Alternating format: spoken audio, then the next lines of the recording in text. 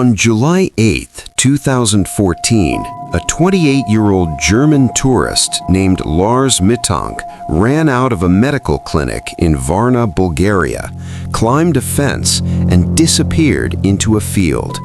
The airport security camera captured the entire thing. That footage, 47 seconds long, has been watched tens of millions of times. It has never been explained. Lars has never been found. What makes his case unlike almost any other missing persons case in the world is this: we know exactly what he looked like in the moments before he vanished. We can see his face, we can see him running, and we have absolutely no idea what he was running from. Lars Mittank was born in 1985 in Drochtersen, a small town in Lower Saxony, Germany. By all accounts, he was an unremarkable young man in the most positive sense of the phrase: sociable, healthy, employed, with a stable family life and a group of close friends. He worked in construction. He had no history of mental illness, no criminal record, no history of drug use, no reason, in the view of everyone who knew him, to do anything unusual. In early July 2014, he traveled to the Bulgarian Black Sea resort of Golden Sands, a popular budget destination for young Germans, with a group of 4 friends. It was a normal holiday. By all accounts, the first few days were entirely normal. Then, on July 5th, 3 days before the group was scheduled to fly home, something happened. It was small. It seemed insignificant at the time. It was not. On the evening of July 5th, Lars got into a physical altercation with a group of strangers outside a bar near the resort. Accounts vary in detail, but the established facts are these. Lars sustained an injury to his ear during the confrontation, specifically a ruptured eardrum. His friends were not seriously hurt, the police were not called, the other group left. Lars's friends later described him as shaken but not dramatically so. He was in pain from the ear injury, he was quiet. The following day, July 6th, Lars told his friends that he didn't feel right. He said his ear hurt. He said he thought he should stay behind when the group went out. His friends described this as understandable given the injury, but they also noted something else, something they mentioned almost as an afterthought in later interviews. They said that Lars seemed scared, not in pain scared, just scared, and he wouldn't say of what. On July 6th, a doctor advised Lars not to fly due to the ruptured eardrum. Pressure changes during a flight could cause serious complications. His travel insurance company arranged for him to stay in Varna until he was cleared to travel. His 4 friends flew home as scheduled. Lars was alone in a foreign country in a mid-range hotel with a medical issue that would resolve within a few days. By every objective measure, this was a minor inconvenience, not a crisis. But the phone calls Lars made to his mother during this period tell a different story. His mother, Renata, later gave interviews in which she described her son as increasingly frightened during those calls. He told her he believed he was being followed. He told her he believed the men from the fight had found out where he was staying. He told her he didn't feel safe. He asked her not to tell anyone where he was. Renata told investigators she had tried to reassure him. She said she thought he was just anxious from the ear injury and being alone. She said she wished she had listened more carefully. Between July 6th and July 8th, Lars sent a series of text messages to his mother that have since been published and analyzed extensively. They represent the clearest window we have into his mental state during those final hours. In one message, he wrote, "I think they're going to kill me." In another, sent the following morning, he wrote, "Don't trust the Viasat people." Viasat was his travel insurance company, the organization that had arranged his extended stay. He provided no context for this statement. His mother replied, asking what he meant. He didn't answer that message. The final text he sent before disappearing read, Please cancel my credit cards. They know everything. Investigators and analysts have spent a decade trying to understand what these messages mean. The theories range from a genuine and credible threat that Lars had somehow identified to the early onset of an acute psychological episode, possibly triggered or worsened by the physical trauma of the ear injury. No one has been able to conclusively determine which explanation is correct. Possibly both contain truth. On the morning of July 8th, Lars left his hotel and traveled to a medical clinic near Varna airport to get a final check on his ear, the clearance he needed to fly home. The clinic visit itself was routine. The doctor who saw him later stated that Lars had presented as anxious but physically improving. His ear was healing. He was going to be cleared to fly. The appointment was almost over, and then something happened inside that clinic. Something the doctor couldn't fully explain in subsequent interviews. Lars suddenly stood up mid-examination. He asked the doctor if there was another exit from the building. The doctor said yes, there was a back door. Lars walked to it, opened it, and stepped outside. He did not collect his backpack. He did not ask for his paperwork. He did not say where he was going. He simply left. The doctor later said that Lars had looked over his shoulder 3 times during the final minutes of the appointment. He said Lars looked like a man who believed something was coming through the front door. From the medical clinic, Lars walked to Varna airport, a distance of roughly 400 meters. He entered the terminal, and here the CCTV record begins. The footage, which has been verified by investigators and released publicly, shows Lars moving through the airport in a state of visible agitation. He is not walking in the direction of any check-in desk or departure gate. He is moving erratically, stopping, looking behind him, changing direction.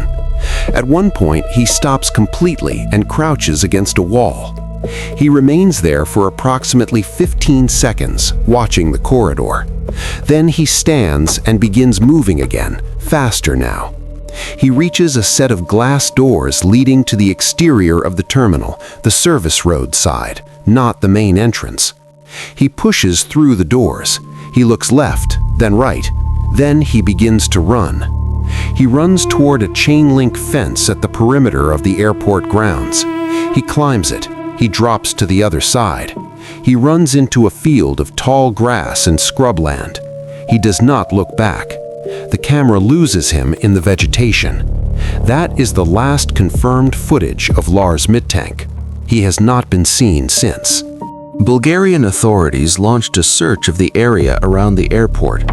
The terrain beyond the fence where Lars disappeared is a mix of scrubland, agricultural fields, and patches of light woodland. Roughly 12 square kilometers of semi-rural land between the airport perimeter and the nearest roads and settlements. Search teams covered the area extensively in the days following his disappearance. They found nothing. No clothing, no belongings, no indication of where Lars had gone or in which direction. His mother, Renate, traveled to Bulgaria and participated in the search personally. She hired private investigators, she put up posters, she gave interviews to German and Bulgarian media. She returned to Varna multiple times over the following years. As of the most recent public statements from her family, Lars has still not been found. His file remains open with German federal authorities. The case is classified as an active missing persons investigation. The most widely accepted explanation among investigators and forensic psychologists who have reviewed the case publicly is that Lars experienced an acute psychiatric episode, most likely a paranoid break, triggered or significantly worsened by the physical trauma of his ear injury and the stress of being stranded alone in a foreign country.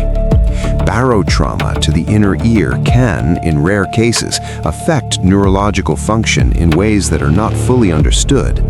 Being alone, in pain, in an unfamiliar environment, having experienced a frightening confrontation, these are recognized stressors for acute psychological episodes in individuals who may have no prior history of mental illness.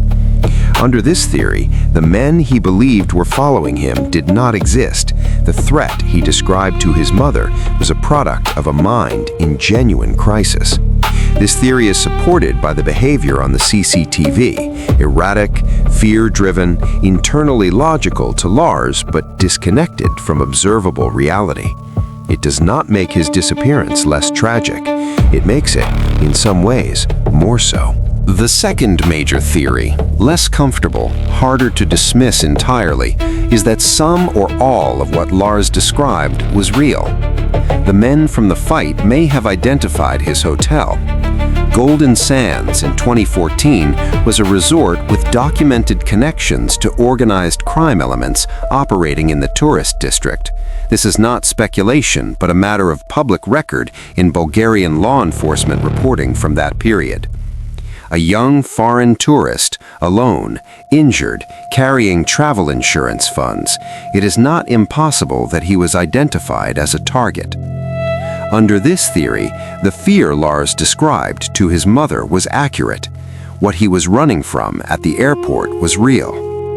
The question this theory cannot answer is, why has he never been found? Victims of organized crime in that region have historically been located one way or another. The total absence of any trace of Lars Mittank does not fit cleanly into this explanation either. Both theories have gaps. 10 years later, both gaps remain.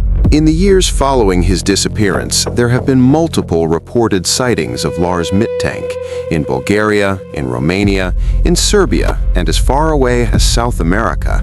None have been confirmed. The most credible, investigated by both German federal police and Bulgarian authorities, was a 2015 report of a man matching Lars's description, living rough in a forested area roughly 60 kilometers north of Varna.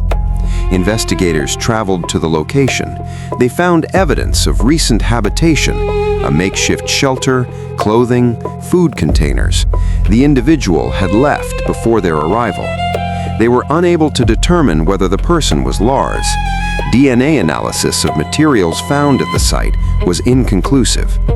His mother has said publicly that she believes Lars is alive. She bases this not on confirmed evidence, but on the absence of confirmed evidence to the contrary. She continues to maintain an active social media presence dedicated to the case and responds personally to every reported sighting. As of this recording, the case remains open. I want to return to the CCTV footage for a moment, because I think it is the center of this case, and I don't think it has been fully described in most accounts. When you watch it carefully, and I have watched it many times, what strikes you is not the running. The running is frightening, but it is comprehensible. What strikes you is the 47 seconds before the running. Lars enters the terminal and immediately begins a behavior that forensic analysts call surveillance detection, the systematic checking of one's environment for threats. He doesn't do this chaotically, he does it methodically. He checks the corridor behind him, he checks the exits, he identifies a position of cover, the wall, and he uses it. He waits, he watches, then he makes a decision and he moves. Whether what he was surveilling was real or a projection of a fractured mind, the behavior itself is precise. It is the behavior of someone who believes they have been trained to do this, or someone who is genuinely, rationally afraid. Watching that footage, I find it almost impossible to determine which one it is. I think that is exactly why this case refuses to end. Lars Mittank left for his holiday on July 1st, 2014. He was 28 years old. He kissed his mother goodbye at the airport in Hamburg and told her he'd be back in a week. He was healthy. He was happy. He had a good job and friends who cared about him, and a mother who would spend the next decade of her life looking for him. He vanished on July 8th, 11 days after he left home. His backpack containing his wallet, his passport, and his phone, is in a storage facility in Varna, held as evidence. His case file in Germany is still classified as active. His mother, Renata, still answers messages from people who think they may have seen him. She has said in interviews that she has one wish that she holds on to, that wherever Lars is, whatever happened, whatever he was running from, whatever was real and whatever wasn't, she hopes that at some point, in some moment, he was no longer afraid. If you have any information relating to the disappearance of Lars Mittank, German federal authorities maintain a dedicated tip line. The case number is listed in the description below. He has a family that is still looking. Please share this video. Someone, somewhere, knows something.